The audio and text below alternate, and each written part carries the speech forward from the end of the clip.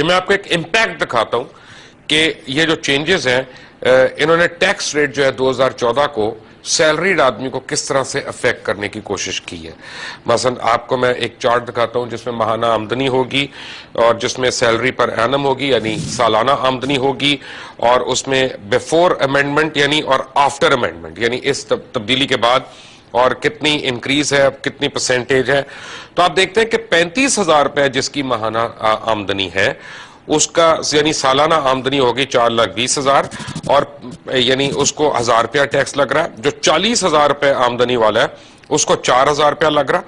जो 50,000 रुपए आमदनी वाला है उसको यानी 10,000 रुपया लग रहा है, 12,500 रुपया अब लग रहा है, यानी 25% हिस्सा 50,000 रुपए की आमदनी वाले को लग रहा है।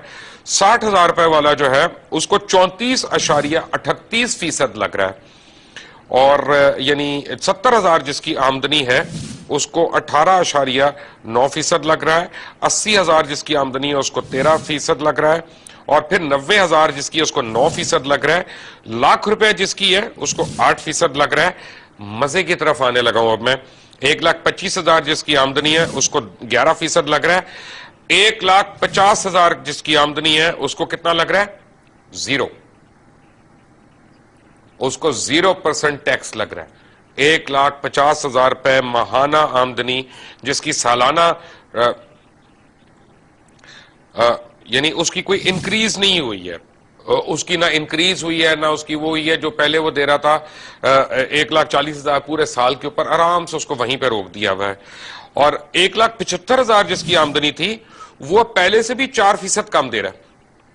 यानी पहले अगर उसने 2,35,000 देना था टैक्स तो अब साल का 2,25,000 दे रहा है, और पहले से भी 4% वो कम दे रहा है।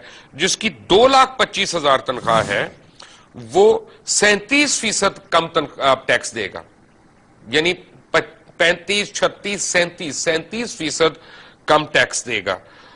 जिसकी 2.5 लाख रुपया आमदनी है वो 32.69% टैक्स जो है वो कम देगा, और जिसकी 2,75,000 आमदनी है वो तकरीबन 29% कम टैक्स देगा, और जिसकी 3 लाख रुपए आमदनी है वो तकरीबन 24% कम टैक्स देगा, और जिसकी 4 लाख रुपए आमदनी है वो 9% कम टैक्स देगा, और जिसकी 5 लाख रुपए आमदनी है वो सिर्फ 1% ज्यादा टैक्स देगा, और जिसकी यानी 12 लाख रुपए आमदनी है वो 29% दे रहा है, लेकिन 60,000 रुपए वाला जो है उसकी 35% है। यानी हो क्या रहा है कि मैं जो बता